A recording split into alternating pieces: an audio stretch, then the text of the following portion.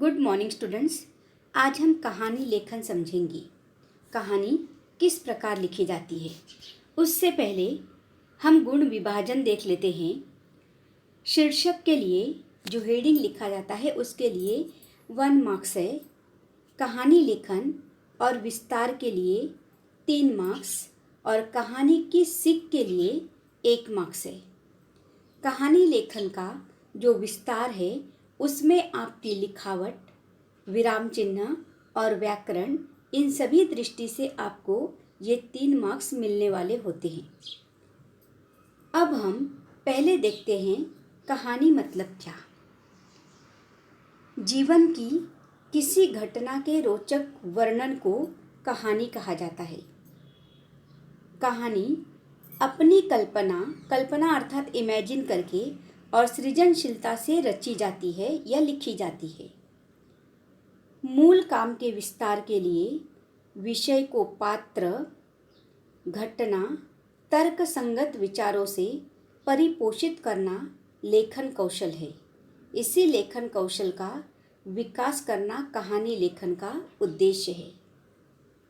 Students, आइए देखते हैं कहानी लेखन के प्रकार। कहानी लेखन के 3 प्रकार असंबद्ध शब्दों के आधार पर इसमें 4 या 5 शब्द या वर्ड्स दिए हुए होते हैं और उनके आधार पर हमें कहानी बनाकर लिखनी होती है। दूसरा है मुद्दों के आधार पर अर्थात पॉइंट्स दिए हुए होते हैं और उस पॉइंट्स के आधार पर कहानी लिखी जाती है। और तीसरा प्रकार है सुवचन या कहावतों के आधार पर कहानी लिखी जाती है। कहानी लिखते समय ध्यान में रखने योग्य जो बातें हैं वह हम समझ लेते हैं। सबसे पहले कहानी की रूपरेखा को अच्छी तरह समझ लेना है। कहानी क्या है उसे ठीक से हमें पहले समझ लेना चाहिए। सेकंड है रूपरेखा का विस्तार। कहानी के प्रत्येक संकेत का क्रम से विस्तार कीजिए। कहानी के स्थान अर्थात जगह, पात्र आदि के नाम दीजिए। जो घटना हो उसका संक्षेप में वर्णन कीजिए। संक्षेप अर्थात शॉर्ट में पात्रों की बातचीत को संवाद के रूप में लिखिए। तीसरा पॉइंट है अन्य बातें। कहानी हमेशा भूतकाल में ही लिखनी चाहिए। पूरी कहानी को 3 से 4 पैराग्राफ में लिखना चाहिए। विराम चिन्हों का उचित प्रयोग करना चाहिए। 4th पॉइंट है कहानी के मुख्य पात्र। कहानी में पात्र का अर्थ होता है किरदार जो निभा रहा है वह व्यक्ति। कहानी का जो मुख्य पात्र है, प्रसंग है, जो घटना है या संदेश उस कहानी से जो मिल रहा है या दे रहे हैं, उन्हें ध्यान में रखकर उसे छोटा सा शीर्षक देना चाहिए। सीख। कहानी से मिलने वाली सीख कहानी के अंत में 1-2 वाक्यों में लिख सकते हैं। कहानी की लिखावट स्वच्छ और सुंदर होनी चाहिए। लिखने के बाद पूरी कहानी एक बार पढ़ लेनी चाहिए। कहानी लेखन में निम्न बातों की ओर विशेष ध्यान दें। शीर्षक अर्थात हेडिंग, कहानी के मुद्दों का विस्तार और कहानी से प्राप्त सीख, प्रेरणा या संदेश, ये कहानी लेखन के मुख्य अंग होते हैं। कोई भी कहानी घटना घटने के बाद लिखी जाती है, अतः कहानी हमेशा भूतकाल में ही लिखी जाए। कहानी के संवाद अर्थात डायलॉग्स प्रसंगानुकूल वर्तमान या भविष्य काल में हो सकते हैं। संवाद अवतरण चिन्ह में लिखना अपेक्षित है। लेखन की शब्द सीमा 100 शब्दों तक हो।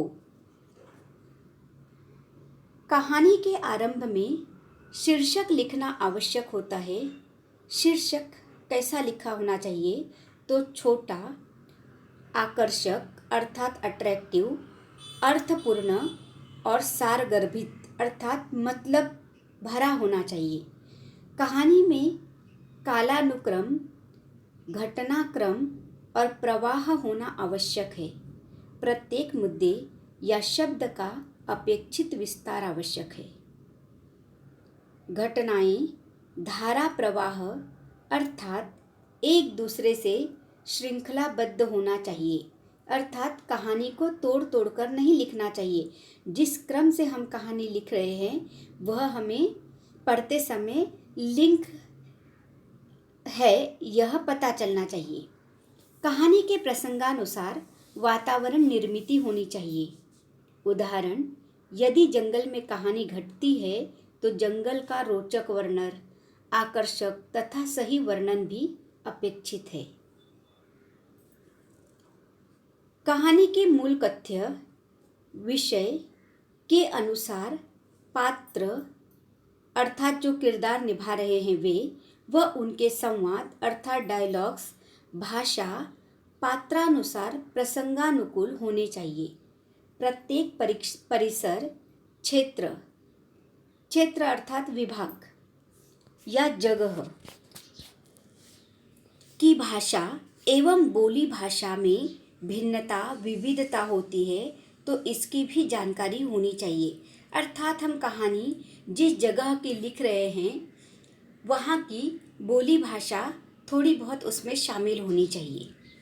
अन्य भाषाओं के उद्धरण सुवचन आदि के प्रयोग से यथासंभव बचे। कहानी लेखन में आवश्यक विराम चिन्हों का प्रयोग करना न भूलें। कहानी लेखन करते समय अनुच्छेद बनाए अर्थात पैराग्राफ बनाए। जहाँ विचार एक घटना समाप्त हो वहाँ परिच्छेद समाप्त करें।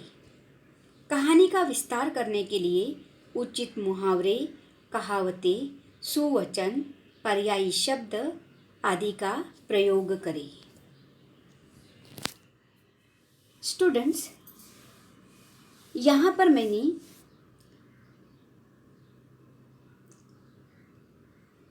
एक कहानी आपको दी है, उसके मुद्दे दिए हुए हैं और उस पर एक कहानी लिखकर भी दी हुई है जिसे आप सुन लीजिए। रूपरेखा है एक विद्यार्थी परीक्षा में असफल, निराश, आत्महत्या करने जंगल में जाना, एक मकड़ी को देखना, पेड़ पर बार बार चढ़ने का यत्न करना, आखिर सफलता मिलना, विद्यार्थी को बोध होना, विद्यार्थी का वापस घर पर लौटना, ध्यान से पढ़ना, सफल होना। आइए देखते हैं कहानी किस तरीके से लिखी है। कहानी का शीर्षक है श्रम ही सफलता का मार्ग अथवा दूसरा शीर्षक है कोशिश से कामयाबी। दोनों में से आप कोई भी लिख सकते हो। स्टोरी इस प्रकार है। सुरेश नाम का एक विद्यार्थी पढ़ने में बहुत कमज़ोर था। उसके भाई बहन हमेशा अच्छे अंकों से उत्तीर्ण होते थे, पर सुरेश को कम अंक मिलने के कारण शर्मिंदा होना पड़ता था। 9वीं कक्षा में सुरेश एक बार अनुत्तीर्ण हो चुका था। जब दोबारा अनुत्तीर्ण हुआ तो उसे बहुत दुख हुआ। निराशा के कारण उसका दिल टूट गया। उसने सोचा कि अब मैं कौन सा मुंह लेकर घर जाऊं। इस बदनामी को झेलने की अपेक्षा तो मर जाना अच्छा है। सुरेश ने आत्महत्या करने का निश्चय किया। वह अपने गांव के निकट सुनसान जंगल में गया। वहीं एक पेड़ की डाल में फंदा लगाकर मरने का विचार कर ही रहा था कि एकाएक उसकी नज़र एक मकड़ी पर पड़ी। वह पेड़ पर चढ़ने का प्रयत्न कर रही थी, पर बार बार नीचे गिर जाती। फिर भी उसने कोशिश जारी रखी। अंत में वह पेड़ के ऊपर पहुंच गई। मकड़ी की यह सफलता देखकर सुरेश की निराशा गायब हो गई। मकड़ी से उसे पढ़ाई के लिए जी तोड़ मेहनत करने की प्रेरणा मिली। उसने सोचा, जब छोटी सी मकड़ी अपने प्रयत्न में सफल हो सकती है तो मैं क्यों नहीं हो सकता। असफलता के कारण मुझे निराश नहीं होना चाहिए। सुरेश घर लौट गया। उस दिन से वह खूब ध्यान लगाकर पढ़ने लगा। इस बार परीक्षा में उसे सुनहरी सफलता मिली। कहानी की सीख, मनुष्य को असफलता से निराश नहीं होना चाहिए। मेहनत और लगन से काम करते रहने पर सफलता अवश्य मिलती है। उम्मीद है स्टूडेंट्स आपको कहानी किस प्रकार लिखना है समझ में आ गया होगा।